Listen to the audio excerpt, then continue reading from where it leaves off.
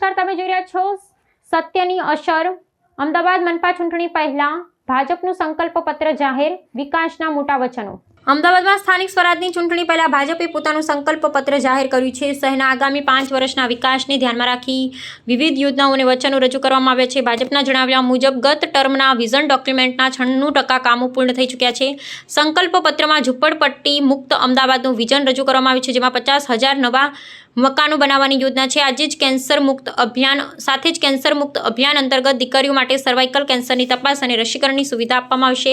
Senior citizen માટે ખાસ યોજના હેઠળ 70 વર્ષથી વધુ વયના લોકોને મફત સારવાર આપવામાં આવશે। સિનિયર સિટીઝન માટે ખાસ યોજના હેઠળ 70 વર્ષથી વધુ વયના લોકોને મફત સારવાર આપવામાં આવશે। વીજળીના ખર્ચમાં રાહત માટે 43% સુધી બિલમાં બચત કરવાનો પ્લાન રજૂ કરવામાં આવ્યો છે। મનપાની ભરતીમાં 30% મહિલા આરક્ષણ આપવાનો પણ સંકલ્પ વ્યક્ત કર્યો છે। શહેરની જૂની 500 કિલોમીટર પાણીની લાઈનો બદલવાની યોજના સાથે ઇન્ફ્રાસ્ટ્રક્ચર સુધારવાનું આયોજન છે। ફાયર સેફટી માટે 28 મોડલ ફાયર સ્ટેશન અને અદ્યતન સાધનો લાવવામાં આવશે। ટ્રાન્સપોર્ટમાં મેટ્રો, બીઆરટીએસ અને એસટી વચ્ચે વધુ ઝડપી કનેક્ટિવિટી આપવાનો પણ ઉલ્લેખ કરવામાં આવ્યો છે। સાથે જ પીરાણા ડમ્પ સાઇટને સંપૂર્ણ દૂર કરવાની મોટી જાહેરાત કરવામાં આવી છે। ભાજપે આ સંકલ્પ પત્ર દ્વારા વિકાસને કેન્દ્રમાં રાખી આગામી ચૂંટણીમાં જનતાનો વિશ્વાસ જીતવાનો પ્રયાસ કર્યો છે। આ વખતના વિઝનની અંદર પણ પીરાણા ડમ્પિંગ સાઇટ ઉપર આગામી સમયમાં સંપૂર્ણપણે એ ડુંગરો દૂર કરી અને ત્યાં બગીચો બનાવવાનું વિઝન છે। અને ભૂતકાળની અંદર તમે પૂરા પીરાણાના ડુંગરાઓ જોયા છે ને આજે શું પરિસ્થિતિ તમે જોઈ છે। અને સ્વાભાવિક તમે જે વાત કરો છો કે જે બધો કચરો જે વેસ્ટ ભેગો થાય એમાં ક્યાંક ને ક્યાંક કોઈ સંજોગોમાં આગ લાગતી હોય છે, લગાવવામાં આવતી નથી। 100% પૂરું થઈ જશે ત્યાં બગીચો બનાવવાનું। આજના ચૂંટણી ઢંઢેરામાં ગઈ વખતે જે વાયદા પૂરા કર્યા એ વાયદા પછી નવીન 5 વર્ષનું વિઝન આપણે અત્યારે મૂકેલું છે।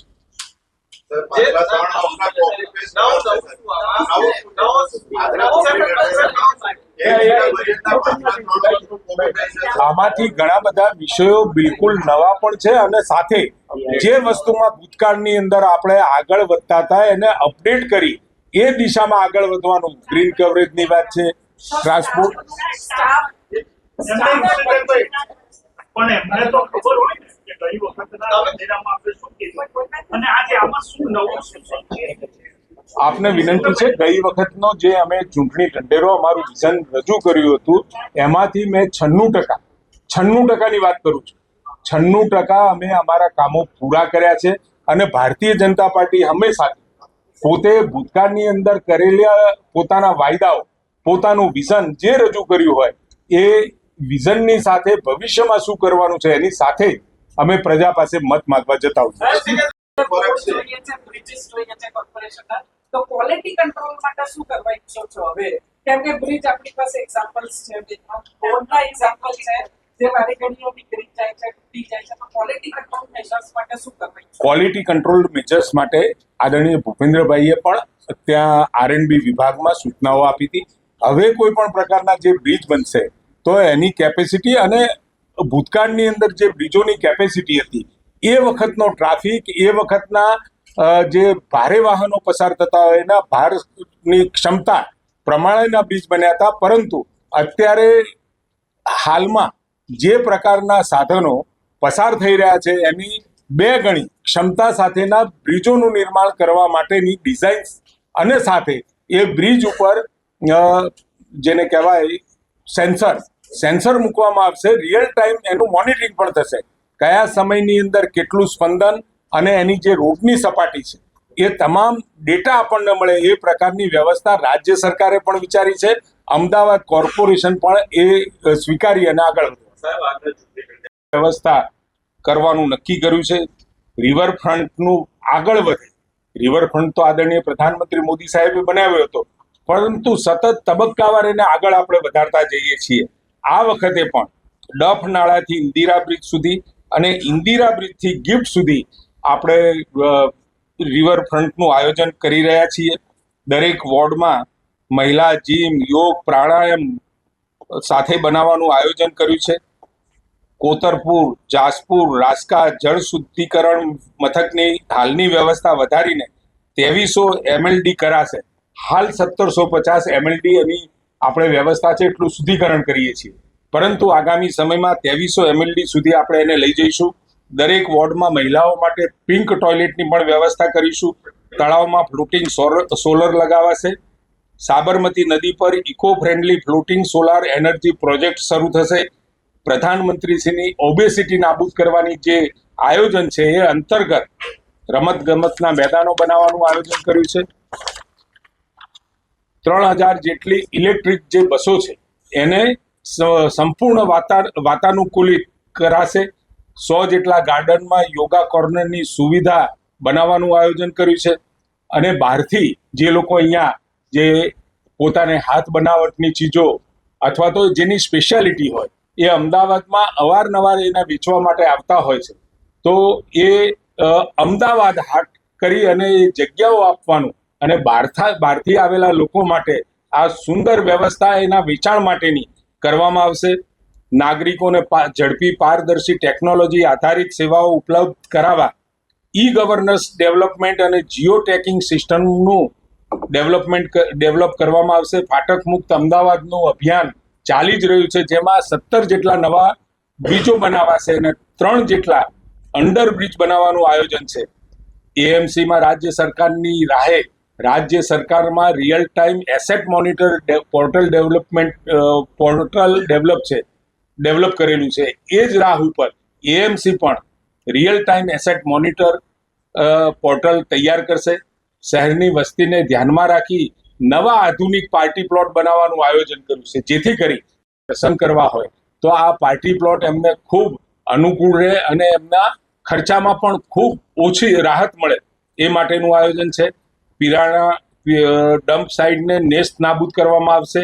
તે જગ્યા ઉપર સુંદર ગાર્ડનનું ડેવલપ કરવાનું આયોજન છે. કોમનવેલ્થ 2030 અંતર્ગત પ્રત્યેક ઝોનની અંદર મિની સ્પોર્ટ્સ કોમ્પ્લેક્સ બનાવવાનું આયોજન છે, જેથી કરી રમતગમત માટે આદરણીય પ્રધાનમંત્રી મોદી સાહેબનો જે આગ્રહ છે, દરેક ઝોનની અંદર આ વ્યવસ્થાઓ યુવાનો માટે અને જે લોકો સ્પોર્ટ્સની અંદર આગળ આવવા માંગતા હોય એની આ વ્યવસ્થા આપણે કરી રહ્યા છીએ. સ્વચ્છતા માટે 5 RTS બનાવવાનું આયોજન છે. એટલે સોસાયટીઓમાં થઈ નાની મોટી જગ્યાઓથી જે કચરો નાના સાધનોમાં આવતા હોય એ મોટી જગ્યાએ જ્યાં હબ હોય ત્યાં એ કચરો આવે અને પછી એને કોમ્પ્રેસ કરી અને પછી એનો નિકાલ કરવા માટેના 5 RTS બનાવવામાં આવશે. કિચન વેસ્ટ CNG ઉત્પાદન માટે પ્લાન્ટ સ્થાપિત કરવાનું આયોજન છે. લગભગ બધી પ્રક્રિયા પૂરી થઈ ગઈ છે અને આગામી સમયમાં એને કાર્યાન્વિત કરવામાં આવશે. આધુનિક ટેકનોલોજી દ્વારા ઓર્ગેનિક જે વેસ્ટ છે એને પ્રોસેસ કરી બાયોગેસ અને CNG બનાવવાનું આયોજન કર્યું છે. અમદાવાદની અંદર હાલનું ગ્રીન કવર 12.50% છે. વધારી અને 18%નો લક્ષ્યાંક આગામી સમયમાં ભારતીય જનતા પાર્ટીની જે ચોક્કસપણે આખી કોર્પોરેશનની બોડી બનવાની છે એને પોતાનો લક્ષ્યાંક નક્કી કર્યો છે.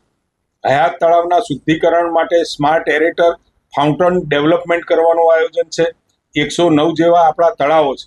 આ તળાવોની અંદર ઘણી વખતે જ્યારે પાણી સ્ટેગ્નન્ટ હોય એ વખતે એના ઉપર લીલ થઈ જતી હોય, પરંતુ એ પાણીને સતત હલતું રાખી અને એમાં કોઈ પણ પ્રકારની લીલ ન થાય અને એનો બગાડ ના થાય એનું આયોજન પણ આપણે નક્કી કર્યું છે. શહેરમાં સ્માર્ટ સ્કૂલ બનાવવામાં આવશે અને અંગ્રેજી માધ્યમની શરૂ કરવાની યોજના છે.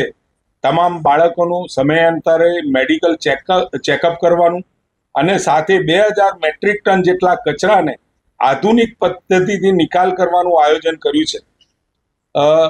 સાથે અમદાવાદ વર્લ્ડ હેરિટેજ સિટીમાં જગન્નાથ મંદિરનો રોડ હેરિટેજ વોક તરીકે ડેવલપ કરવામાં આવશે. તેમજ જગન્નાથ મંદિરથી આંબલીવાળી પોળ, જગન્નાથ મંદિરથી 3 દરવાજા રથયાત્રાનો રૂટ ડેવલપ કરવામાં આવશે. આમ એકંદર મીટરની લાઈનોને રિહેબ કરવાનું આયોજન કર્યું છે. ડ્રેનેજ લાઈનોને જે જૂની થઈ છે, વારંવાર નાના મોટા ફૂડ થતા હોય એવા તમામ 500 કિલોમીટરની લાઈનો ફરીથી એને રિહેબ કરવામાં આવશે. 65 વર્ષથી વધુના વયના લોકોને અમદાવાદ દર્શન માટેની એક ખાસ યોજના બનાવવામાં આવી છે અને વ્યવસ્થા એની ટોટલ નિઃશુલ્ક થવાની છે. એટલે જે સિનિયર સિટીઝનો છે એમને અમદાવાદ ભ્રમણ કરવું હોય એના માટેની તદ્દન નિઃશુલ્ક વ્યવસ્થા કરવાનું આયોજન કર્યું છે. Storm water underground drainage network સાથે ઇન્ફ્રાસ્ટ્રક્ચરનું ડેવલપમેન્ટનું પણ અત્યારથી આગોતરું આયોજન કરી એનો પ્લાન નક્કી થઈ ગયો છે. પરંતુ આવતા 5 વર્ષની અંદર તબક્કાવાર આ પૂરું કરવામાં આવશે. 28 મોડેલ ફાયર સ્ટેશન, 140 મીટર ઊંચાઈ સુધી કાર્યક્ષમતા ધરાવતી hydraulic platform with fire fighting system અને ડ્રોન સિસ્ટમ ડેવલપ કરવાનું આયોજન કર્યું છે. ટ્રાફિક સોલ્યુશન માટે AI આધારિત ટ્રાફિક સિગ્નલ વ્યવસ્થા, 100 જેટલા લેફ્ટ ટર્ન અને સાથે ઇન્ટિગ્રેટેડ ટ્રાન્સપોર્ટ મોડલ બનાવવાનું આયોજન કર્યું છે. એટલે કે જ્યાં BRTS છે, AMTS છે અને જે મેટ્રો છે એ તમામની કનેક્ટિવિટી એક સાથે થાય અને મુસાફરોને પબ્લિક ટ્રાન્સપોર્ટમાં ખૂબ અનુકૂળતા મળે એ પ્રકારની વ્યવસ્થા કરવાનું આ ઇન્ટિગ્રેટેડ ટ્રાન્સપોર્ટ હબ બનાવવાનું નક્કી કર્યું છે. કેચ ધ રેઇન અંતર્ગત 2000 જેટલા પર્કોલેશન વેલ એ અમદાવાદમાં બનાવવામાં આવશે, જેથી કરીને ભૂગર્ભ જળનું શુદ્ધિકરણ પણ થાય ને ભૂગર્ભ જળ ઊંચા આવી શકે. BRTSમાં ભૂતકાળની અંદર જે મેનિફેસ્ટો આપણે નક્કી કર્યો હતો એ પ્રમાણે કોર્પોરેશને કામ કર્યું છે અને આગામી 5 વર્ષનું વિઝન પણ અમે અત્રે પ્રસ્તુત કરી રહ્યા છીએ.